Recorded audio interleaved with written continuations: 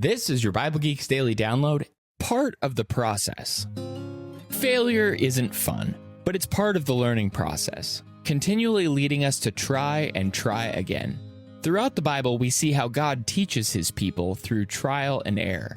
He knows what the successful result will be, but often he leads his people through failure first, helping them grow along the way.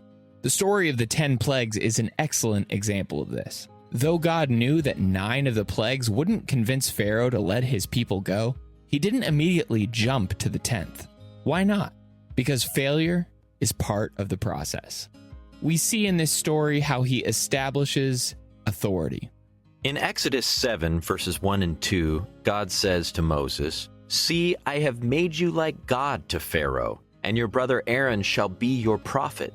You shall speak all that I command you, and your brother Aaron shall tell Pharaoh to let the people of Israel go out of his land." God gave Moses the ability to perform incredible miracles, but many of these miracles left Pharaoh unconvinced. Though the people weren't set free, it doesn't mean they were a failure. At the very least, these signs showed that Moses was God's messenger, and his call to let the people go grew more substantial with every passing plague. Dealing with stubbornness. In Exodus chapter 7, verses 3 through 4, God says, "But I will harden Pharaoh's heart, and though I multiply my signs and wonders in the land of Egypt, Pharaoh will not listen to you. Then I will lay my hand on Egypt and bring my hosts, my people, the children of Israel, out of the land of Egypt by great acts of judgment." Some people require more convincing. Like the straw that breaks the camel's back, one plague alone, even the final one, was not going to convince Pharaoh to listen to God.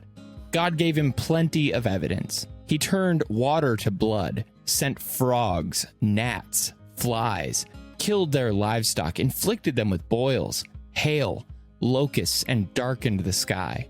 Each of these slowly chipped away at Pharaoh's heart until God finally struck down the firstborn of the land. The people will know. In Exodus 7, verse 5, God said, "The Egyptians shall know that I am the Lord, when I stretch out my hand against Egypt and bring out the people of Israel from among them." Changing Pharaoh's mind wasn't God's goal. He ultimately wanted every Egyptian and every Israelite to see his power as Lord. And who could deny his authority after witnessing such amazing acts? Were 9 of the plagues a failure? Not at all. God knew what was necessary to accomplish his goal, and Moses trusted him enough to follow his lead. So when you experience failures on your journey toward growth, will you see them as part of the process? Will you trust that God is in control and that he can make all things work together for your good? Thanks for tuning in, and may the Lord bless you and keep you today. Shalom.